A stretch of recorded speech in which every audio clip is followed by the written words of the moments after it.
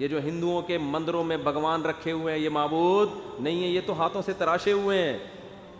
عیسائی حضرت عیسیٰ کو الہ کہتے ہیں. نا عیسیٰ تو کھاتے بھی تھے اور پیتے بھی تھے, مریم کے پیٹ سے پیدا ہوئے ہیں, خدا پیدا نہیں ہو سکتا. تھوڑی دیر میں ہماری اذان کی آواز آئی, اللہ اکبر اللہ اکبر. کیا زبردست, پوری دنیا میں سب کی سمجھ میں آ رہا ہے اس کا مطلب کیا ہے. تو پیپر ایسی چیز میں, تو پنڈت جی جو خطبہ پڑھتے ہیں, میں کوشش میں ہوں کہ سنسکرت زبان, یہ لفظ کیا ہے, سنسکرت زبان ہے نا, اس کا ترجمہ کہیں سے ملے, سمجھ میں نہیں آ رہا.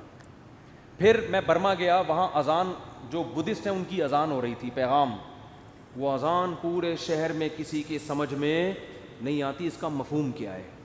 زبانیں ایسی ہیں جن میں پیپر آؤٹ ہو رہے ہیں نا, وہ زبانیں ختم. وہ فجر کی ان کی اذان ہوتی تھی, فجر سے پہلے وہ پتہ نہیں کیا بدھسٹ زبان میں ہوں کر کے چل رہا ہوتا تھا. میں کہہ رہا بھائی کیا ہو رہا ہے بھائی, یہ کیا مطلب ہے. اس سے پوچھا کہہ رہے ہیں یہ ان کا جو بدھسٹ کا جو بڑا ہے نا, اس کے علاوہ کسی کو سمجھ میں نہیں آتا. میں نے کہا چلو کسی بڑے سے ملتے ہیں. تو میں نے وہ جو میرے ابراہیم صاحب ہیں, بڑے اچھے میرے دوست ہیں, جن کی انویٹیشن پہ برما گیا میں, تو میں نے کہا آپ تو یہیں کے, وہ ان کے مسائل نہ کھڑے ہو جائیں کہیں. ابراہیم تو بہت سارے ہیں, کسی بھی بلی ڈال دیں گے ہم ان کو بچا کے. تو میں نے ابراہیم بھائی سے کہا, میں نے کہا مجھے ان کے جو اذان دے رہے ہیں نا فجر میں, چلو چلتے ہیں, ان کی جو بھی اذان ہے اس کو پکڑتے ہیں جا کے, اس سے میں پوچھتا ہوں تو کیا بول رہا ہے. انہوں نے کہا وہ ٹیپ ریکارڈ رکھا ہوا ہے, ریکارڈنگ چلتی ہے, بندہ. تھوڑی دیر میں ہماری اذان کی آواز آئی, اللہ اکبر اللہ اکبر. کیا زبردست, پوری دنیا میں سب کی سمجھ میں آ رہا ہے اس کا مطلب کیا ہے. اللہ سب سے بڑا ہے, اللہ سب سے بڑا ہے. پھر اللہ اکبر. اللہ کو اس میں اتنا مزہ آتا ہے, اللہ کہتا ہے دوبارہ کہے, ابھی سمجھ میں نہیں آیا ان کے. اللہ اکبر اللہ اکبر, اشہد ان لا الہ الا اللہ. یہ جو ہندوؤں کے مندروں میں بھگوان رکھے ہوئے ہیں یہ معبود نہیں ہے, یہ تو ہاتھوں سے تراشے ہوئے ہیں. عیسائی حضرت عیسیٰ کو الہ کہتے ہیں. نا عیسیٰ تو کھاتے بھی تھے اور پیتے بھی تھے, مریم کے پیٹ سے پیدا ہوئے ہیں, خدا پیدا نہیں ہو سکتا. اور پتہ نہیں کسی نے سورج کو بنایا ہوا, سورج کی پرستش, کوئی آنکھ کی پرستش. لا تسجدوا للشمس ولا للقمر. کیسا تلوار چلی ہے قرآن کی شرک کے خلاف. نہ سورج کو سجدہ کرو اس کے حسن کو دیکھ کے, ہاں ہم مانتے ہیں بڑا حسین ہے, چاند کو دیکھ کے اس کو سجدہ مت کرو, ہم مانتے ہیں بڑا حسین ہے. اللہ جب اتنا حسین ہے تو سجدہ کیوں نہ کریں. فرمایا واسجدوا للہ الذی خلقہن, اس کو کرو جس نے اس حسین کو پیدا کیا, وہ اس سے زیادہ حسین ہے. یہ خود تھوڑی بنے, ان کو تو بنایا ہے کسی نے. کیسی آیتیں ہیں آج کروڑوں لوگوں کو سمجھ میں آ رہی ہیں, ان کا مطلب بھی ان کا مفہوم بھی. اشہد ان لا الہ الا اللہ, میں گواہی دیتا ہوں اس خدا کے اللہ کے سوا کوئی معبود نہیں ہے. اشہد ان محمد الرسول اللہ, میں گواہی دیتا ہوں کہ محمد خدا نہیں ہے, اس کے بھیجے ہوئے پیغمبر ہیں, اس کے سفیر ہیں, میں گواہی دیتا ہوں. اور یہ اذان آج خود گواہی دے رہی ہے کہ واقعی وہ سچے پیغمبر تھے, کہ جو دعوت دے کر گئے ہیں 1400 سال کے بعد بھی ایک حرف کی تبدیلی کے بغیر وہ اناؤنسمنٹ اسی طرح ہو رہی ہے جس طرح بلال حبشی کو نبی صلی اللہ علیہ وسلم نے اذان سکھائی تھی. بالکل A to Z اسی طرح اذان دی جا رہی ہے. اور جیسے 1400 سال پہلے حضرت بلال جب اشہد ان لا الہ الا اللہ کہا کرتے تھے تو پبلک کو مطلب سمجھ میں آتا تھا. 1400 سال گزر گئے, آج ان الفاظ کا مطلب بعینی ہی اسی طرح سمجھ میں آ رہا ہے جس طرح پہلے, بلکہ پہلے سمجھنے والے لاکھوں تھے, آج سمجھنے والے کروڑوں ہیں. پھر حی علی الصلاۃ, آؤ نماز کی طرف, حی علی الفلاح, آؤ کامیابی کی طرف. کیسا خوبصورت کلام ہے یار. اور ریکارڈنگ نہیں چل رہی, مؤذن صبح صبح جاگتا ہے, وضو کرتا ہے, قبلے کی طرف رخ کرتا ہے, پھر اس دعوت کے نتیجے میں جو عبادت کی جاتی ہے, کیسی خوبصورت عبادت. آپ چرچوں میں جا کے دیکھو, ڈیسک نظر آئیں گے, خوبصورتی نظر آئے گی, فانوس نظر آئیں گے, پادری کا بڑا خوبصورت لباس نظر آئے گا, گھنٹیاں نظر آئیں گی, گیت نظر آئیں گے. وہ روحانیت نہیں ملے گی جو آپ کو مسجد میں امام, میں انہی سول کپڑوں میں ہر جگہ جاتا ہوں, فجر بھی اسی میں, ظہر بھی اسی میں, عصر بھی اسی میں, مغرب بھی اسی میں, عشاء بھی اسی میں, شادی بھی اسی میں. ایک دفعہ شادی ہوئی تھی وہ بھی اسی میں, پھر ایک دفعہ شادی ہوئی وہ بھی اسی. ایک دفعہ مجھے کسی نے کہا کہ میں آپ کے سسر کو دعوت میں بلانا چاہتا ہوں. میں نے کہا کون سے والے؟ وہ ہمارے ریلیٹیو. میں نے کہا یار تمہارے ساتھ یہ مسئلہ نہیں ختم. کون سے والے یار؟ اب پھر کسی کو بھی لے آؤ. تو یہ تو ایسے ہی درمیان میں آ گئی تھی ایک بات. اصل موضوع یہ نہیں ہے. تو ان کے لباس دیکھو, ہمارے مذہبی رہنماؤں کے لباس وہی ہیں جو عوام کے لباس. کوئی الگ سے لباس بھائی یہ پگڑی تو تبلیغ والے بھی پہنتے ہیں نا, یہ بھی پہنتے ہیں. یہ کرتے شلوار تو ہمارے یہاں کلی والا, یہ تو کلی والا کرتا میں نے لوگوں سے ہی سیکھا ہے. پھر علماء کو دیکھا سب پہنتے ہیں تو اور محبت پیدا ہو گئی. تو وہی سادہ وہی سب کچھ.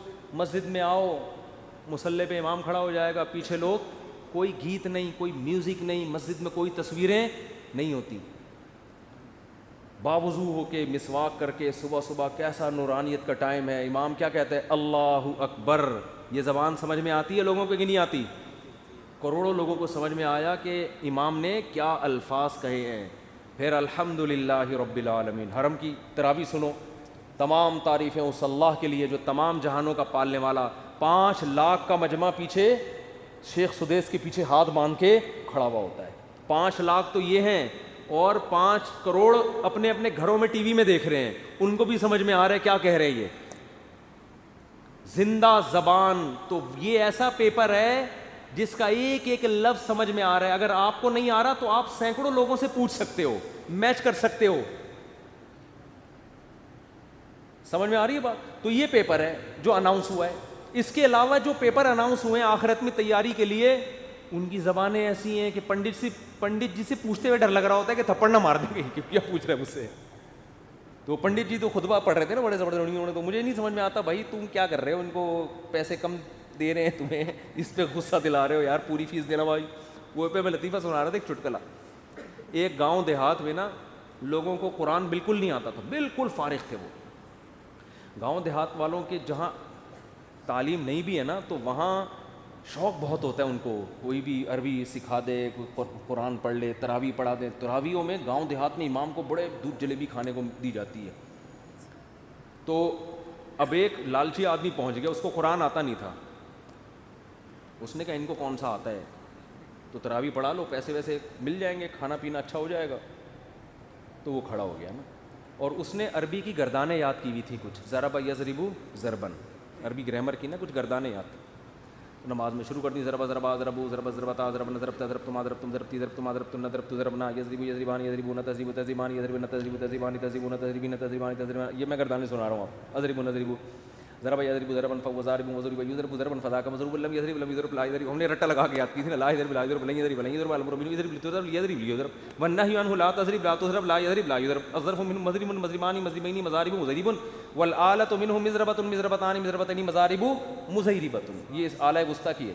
پھر اس میں تفضیل اضرب و ضربان ضربون اضربین اضارب اضرب, مؤنث کی ضربا ضربیان ضربین ضربیات ضرب ضریبہ, اور فعل تعجب کی ما ضربہ اضرب بھی وضربہ. یہ جو گردانیں ہیں نا ان کا میں نے 1% سنایا ہے آپ کو. اگر میں شروع ہو جاؤں نا 3 گھنٹے میں گردانیں ختم ہوں گی. جو مدرسوں میں محنت کرائی جاتی ہے طلبہ کو عربی گرامر کے لیے, ایسے رٹے لگوائے جاتے ہیں, تو یہ 1% سنائی ہوگی, بھی 99% باقی ہے. تو اس نے کیا کیا, گردانیں پڑھنا, ضربہ ضربہ ضربو ضربہ ضربہ. پیچھے پبلک تو یار بڑا پکا یاد ہے, قرآن بڑا پکا یاد ہے. ایک اتفاق سے حافظ آ گیا پیچھے, اس کو نہیں پتا تھا پیچھے ایک حافظ آ گیا. حافظ نے اس کو لقمہ دینا شروع کیا, تو یہ حافظ کو کہتا ہے اسکت, چپ ہو جا, نصف لی و نصف لک.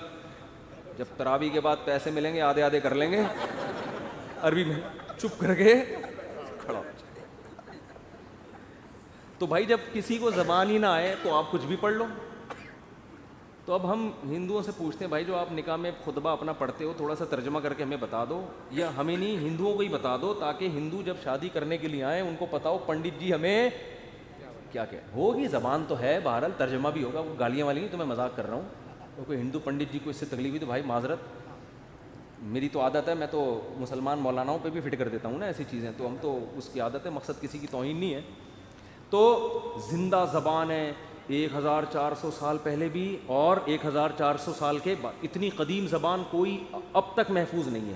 حتیٰ کہ ایک انگریز نے یہ بات لکھی ہے کہ اگر کوئی اپنی ریسرچ کو ہزاروں سال کے لیے محفوظ رکھنا چاہتا ہے کہ جیسے آج اگر میں کوئی کتاب لکھوں تو 1000 سال کے بعد بھی ایسے سمجھی جائے جیسے آج، تو ایسے سائنٹسٹ کے پاس، ایسے فلاسفر کے پاس، ایسے اسکالر کے پاس عربی زبان کے علاوہ کوئی اور آپشن نہیں ہے. بات آ رہی ہے سمجھ میں؟ اس نے کہا جو آج انگلش ہے 100 سال کے بعد چینج.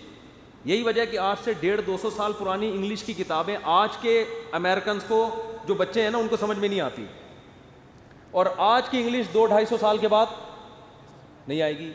آج 100 سال پرانی اردو اٹھا کے لاؤ، بہت سے لوگوں کو سمجھ میں نہیں آئے گی بھائی کیا کہہ رہے ہیں، بھائی یہ مرزا غالب کے کوئی رشتہ دار لگ رہے ہیں. آج سے 100 سال کے بعد اردو اور زیادہ چینج ہو چکی ہوگی.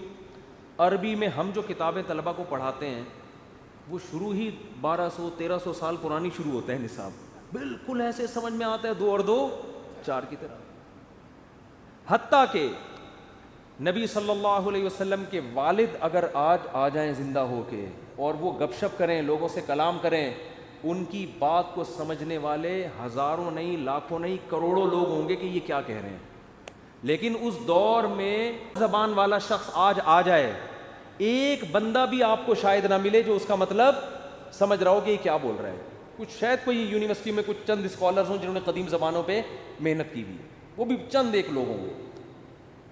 تو بھائی آخرت پر اگر آپ یقین کرو گے، آخرت پر مانو گے کہ آخرت ہے، تو آپ کے پاس اسلام کے علاوہ آخرت کی تیاری کرنے کے لیے اسلام کے آپشن کے علاوہ کوئی آپشن ہے ہی نہیں. کیونکہ پیپر جس زبان میں سمجھ میں آتا ہے وہ اسلام نے ہی آؤٹ کیا ہے، اور پیپر کا جو طرز تحریر ہے اور جو اس میں سوالات ہیں وہ سوالات بتا رہے ہیں کہ یہ واقعی کسی سمجھدار نے، کسی ایسی ذات نے اناؤنس کیا ہے جو پیپر بنانے کی اہل ہے. اس میں سوالات بھی متعین، جواب بھی بتا دیا،